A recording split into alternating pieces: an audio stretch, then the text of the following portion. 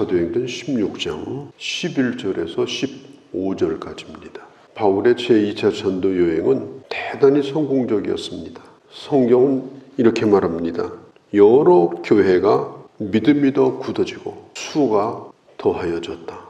그들은 날마다 모였고 날마다 모이는 자의 수가 어제보다 오늘보다 내일이 더 많아지는 그런 실제적 부흥, 눈에 보이는 부흥이 일어났습니다. 바울은 아시아 사람입니다.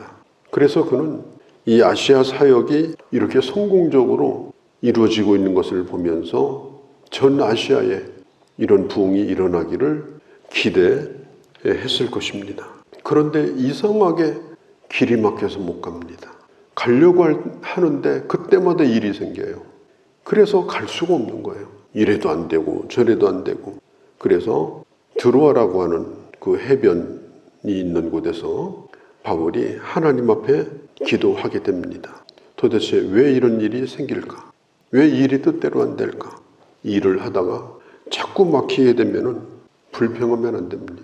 하나님이 왜 막으시는가? 그걸 생각해야 돼요. 하나님을 바라보는 시간을 특별히 가지셔야 됩니다. 또 어느 날 갑자기 이 마음의 평안이 없어져요. 왜 이 마음이 이렇게 늘 불안할까? 뭘 하려고 하는데 불안해서 할 수가 없어요. 이럴 때에 우리는 주님을 바라봐야 돼요. 하나님의 뜻이 뭔지. 성경이 말하잖아요. 주의 말씀은 내 발의 등이요 빛이다. 주의 말씀을 들으며 또 묵상하며 하나님의 뜻을 깊이 생각합니다. 성령께서 막으시는데도 우리가 억지로 모험을 해가지고 그렇게 가려고 하면 안 됩니다. 때로는 하나님께서 막으실 때도 있어요. 그럴 때에 모든 일은 다음 단계로 넘어간다. 그렇게 하면 안 돼요. 건너뛸 수도 있고 하다가 말 수도 있다. 우리도 그렇지 않습니까? 하나님이 데려가시면 오늘의 계획이 내일 이어집니까? 끝나는 거 아니에요? 오늘의 내 인생의 주인도 내일의 계획의 주인도 하나님이시지 내가 보장하고 사는 게 아닙니다. 그래서 우리가 성령의 인도하심에 민감하고 그리고 지혜롭게 주의 뜻을 분별하고 바라보는 이런 지혜가 필요하고 이런 시간이 우리에게 필요한 것입니다. 그 드로아에서 기도하고 있는데 그때 하나님이 환상을 보여줘요. 어떤 사람이 나타나는 거예요. 근데 그 사람을 자세히 보니까 낯선 사람이에요. 머리도 노랗고 눈도 파랗고 얼굴색도 희고 키도 크고 아시아 사람이 아니에요. 그러면서 자꾸 우리를 도와달라고 요청을 하는 거예요. 빨리 와서 우리를 도와달라고. 영적인 사람 바울은 그걸 보는 순간 깨닫게 됩니다. 하나님께서 나를 아시아에서 유럽으로 부르고 계시구나. 내가 이 바다를 건너야 되겠구나. 이 환상을 보면서 전혀 생각지 않았던 이 일에 대하여 그는 즉각적으로 순종합니다. 생각해보지도 않았던 일이에요. 꿈도 안 꿔봤어요. 계획에도 없던 일이에요. 그런데 그 일에 대하여 그는 순종합니다. 바로 이런 게 순종이에요. 내 계획대로 안 될 때 아예 그 일이 그만 끝나버리고 새로운 일이 일어났을 때 깨끗하게 그 일을 받아들이고 바다를 건널 수 있는 그런 순종. 순종은 생각이 아니고 행동하는 것입니다. 그는 드로아에서 바다를 건너서 사모드라게라고 하는 동네를 지나서 네아폴리를 지나서 그냥 지나가는 길이에요. 오늘 성경에 나와 있죠. 마게도니아 지경의 첫 성, 노마의 식민지라. 빌립보는 대단한 도시입니다. 구 빌립보, 예전에 2000년 전에 그 도로, 건물, 돌 기둥들이 그대로 남아 있습니다. 엄청난 도시입니다. 그 성에 바울이 도착을 한 거예요. 그 첫 성을 시작으로 해서 빌립보에서 베레아로, 베레아에서 데살로니가로, 데살로니가에서 아테네, 아덴으로, 그리고 아덴에서 고린도로, 또 마게도니아 지역은 북쪽 유럽으로 연결이 되어 있기 때문에 결국은 노마로 이어지는 그 출발점이 바로 이 빌립보라고 하는 도시입니다. 이곳에는 교회도 없었고 이 마게도니아 지역에는 예수 믿는 사람도 없는 그야말로 황무지와 같은 곳입니다.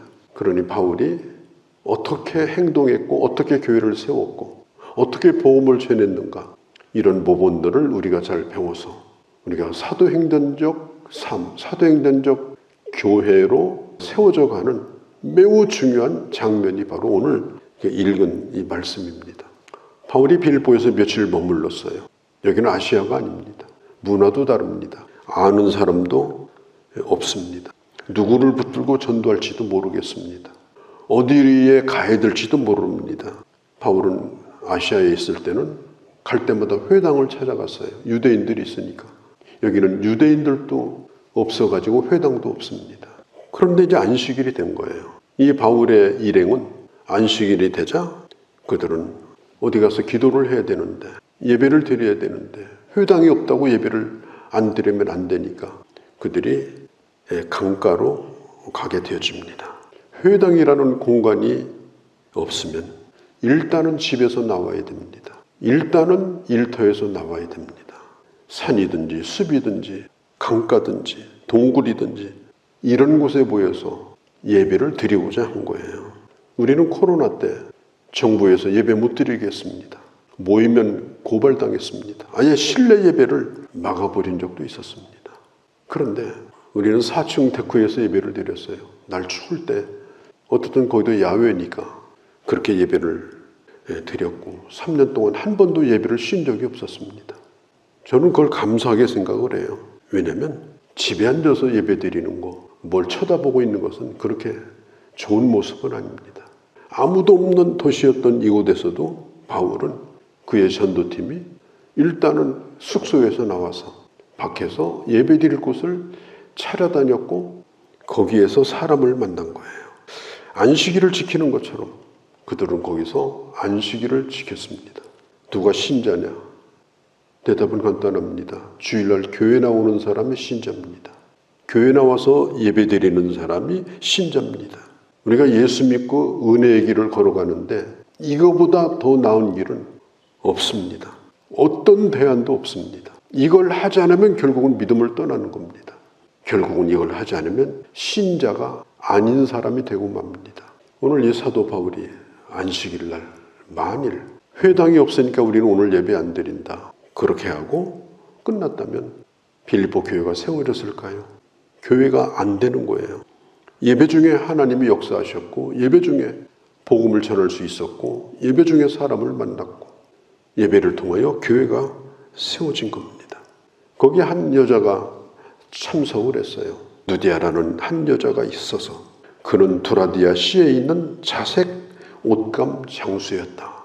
두라디아는 옷 염색으로 유명한 도시입니다. 옛날부터 염색 공장도 있었고 그 사람들이 다 옷을 색을 입혀가지고 입어야 되니까 그런 사업이 굉장히 발전한 도시가 바로 두라디아예요. 자색 옷은 굉장히 고급 컬러입니다. 그런 옷을 갖다가 요즘으로 말하면 큰 대리점을 하고 포목점을 하고 그래서 마게도니아에 유통을 하는 그런 여인이 바로 루디아라고 하는 그런 여인이었습니다. 장사하는 사람이고 사람을 많이 두었고 또 그 가족들이 있었는데 그들이 모여가지고 예배를 드리는데 바울과 합류를 하게 된 거예요. 돈 잘 벌게 해달라고 거기 온 것도 아니고 무슨 병 고치려고 온 것도 아니에요. 예배 드리려고 온 사람이고 영적인 열망을 가지고 온 사람이에요. 바울이 그때 복음을 전하게 됩니다. 13절에 말하는데 그런데 다른 사람들은 별 반응이 없는데 그 가운데 한 여인이 마음을 열고 귀를 열었어요. 마음과 귀는 한 통로입니다. 마음을 열면 상대방의 말에 귀를 기울여요. 귀를 열면 마음도 함께 열려요. 하나님께서 그 마음을 열어주셨어요. 14절에 열어. 이 디아노이고라는 말이 디아라는 말이 철저하다 이런 뜻이에요. 철저하다, 완벽하다. 그 다음에 아노이고라는 말은 열어젖힌다. 이 루디아가 마음을 얼만큼 열었느냐. 쬐끔 연 게 아니에요. 활짝 열어젖혔습니다. 그러니까 이 복음을 전하니까 막 그 복음이 막 쏟아져 들어오는 거예요. 그때 은혜가 임하게 되고 그때 예수 그리스도가 그 여인에게 성령과 함께 임하게 됩니다. 그래서 이 여인이 거기서 바로 예수를 믿게 돼요. 하나님의 말씀을 마음을 열고 어떤 것도 가림막을 치지 말고 100% 마음을 열면 은혜가 쏟아져 들어옵니다. 하나님의 역사가 임합니다. 하나님이 그를 통해 일하십니다. 성령께서 그에게 충만히 임합니다. 그런 은혜를 받았어요. 히브리서 4장 2절에 보면요, 이렇게 말해요. 은혜를 받지 못하는 것은 왜 그러느냐? 말씀을 들을 때 믿음으로 화합하지 않기 때문이다. 말씀은 듣긴 들어요. 근데 머릿속에는 딴 생각하고 있어요. 그대로 받아야 되는데 생각이 달라.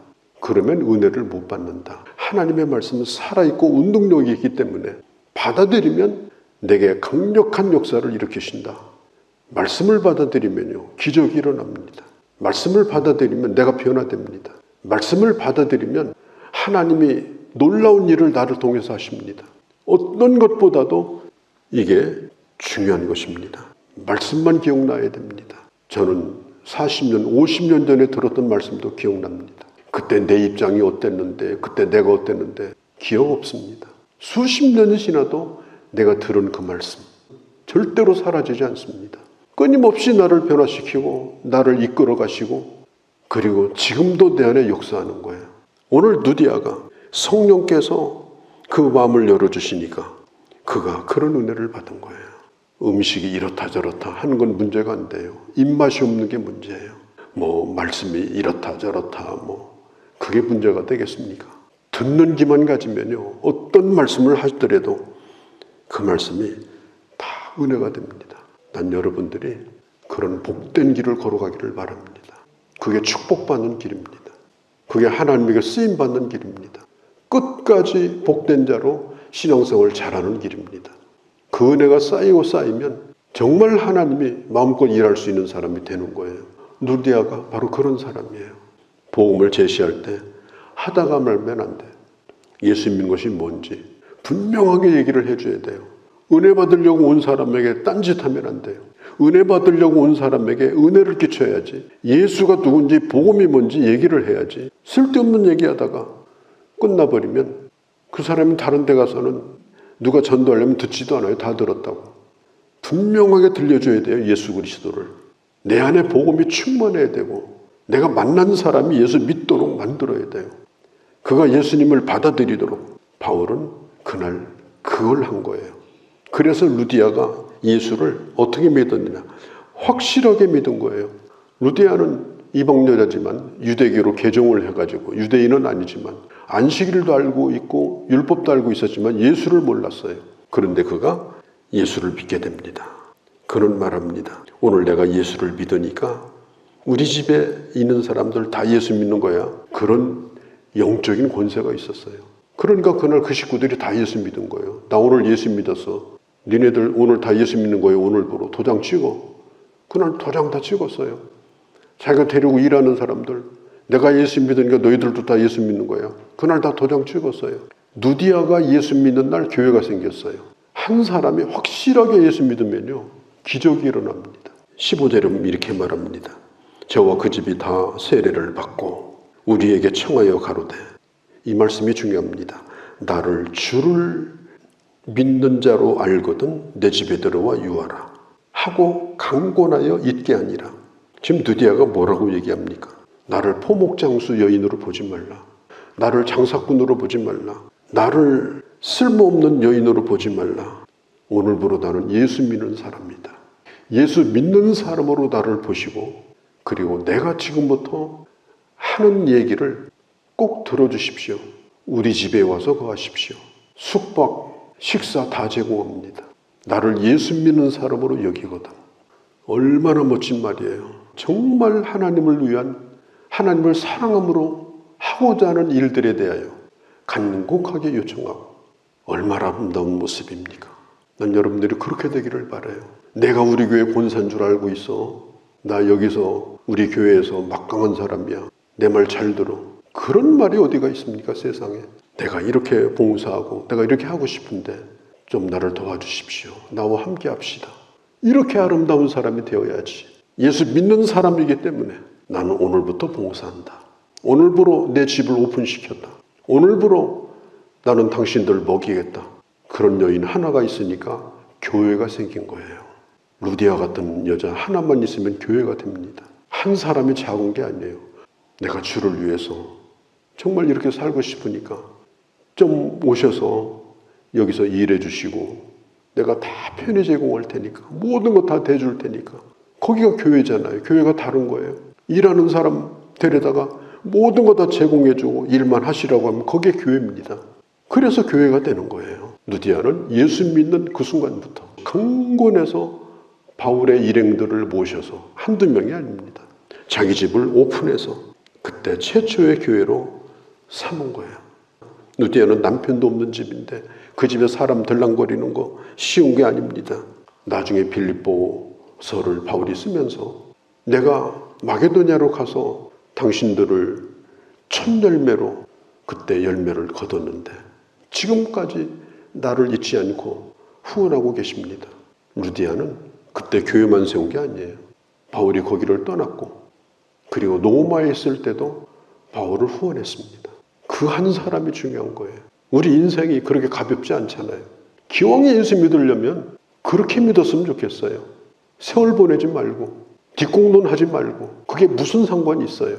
나로 예수 믿는 사람으로 여기거든 나로 하여금 이렇게 일할 수 있도록 정말 겸손하게 그리고 간절하게 진심을 다하여 강권하는 것.